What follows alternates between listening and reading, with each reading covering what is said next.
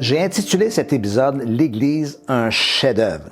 Peut-être trouvez-vous ce titre un peu bizarre. Pourquoi parler d'un chef-d'œuvre en ce qui concerne l'Église? En fait, l'idée n'est pas de moi, mais d'un historien français du nom de Paul Venn, un spécialiste de la Rome antique. Il s'est interrogé sur la question suivante. Pourquoi, au IVe siècle, sous Constantin, le monde civilisé de l'époque est-il devenu chrétien?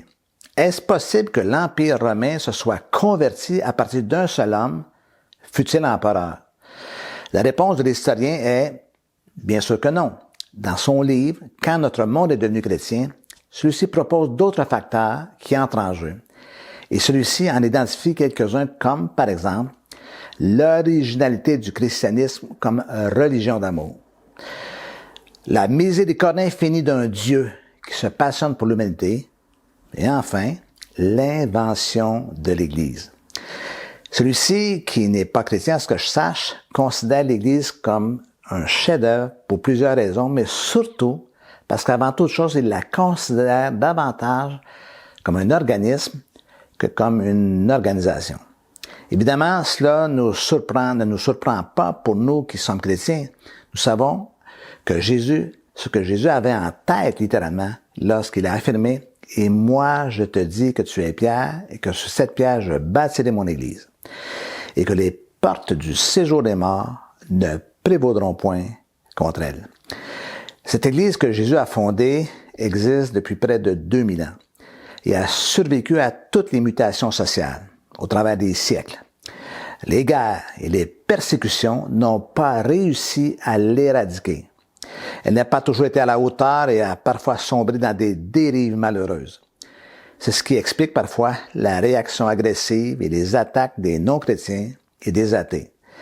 Mais au fait, ce qu'on lui reproche à l'Église est probablement ce que Jésus lui-même lui reprocherait. Mais, tout de même, elle est toujours là. Et si elle redevient ce pourquoi Jésus l'a fondée, et si elle fait ce que Dieu lui demande, elle aura un impact majeur, non seulement dans ce monde, mais dans la vie de chaque personne qui la fréquente. Mais qu'est-ce que Jésus a voulu en bâtissant son Église? Une cathédrale? Un bâtiment?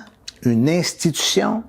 Laissez-moi vous dire que les cathédrales, si belles soient-elles, ne peuvent changer des vies. Jésus n'était pas préoccupé par des constructions, il ne voulait pas de monuments à sa mémoire ou à son honneur, il voulait se bâtir un peuple. Gardez à l'esprit que l'Église n'est pas un endroit où l'on va, mais quelque chose que l'on est. Chaque croyant est un instrument entre les mains de Dieu pour toucher les autres.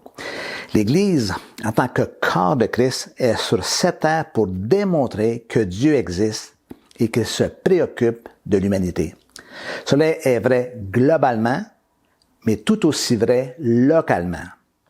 Demain, je vais vous donner une définition bien simple de l'Église.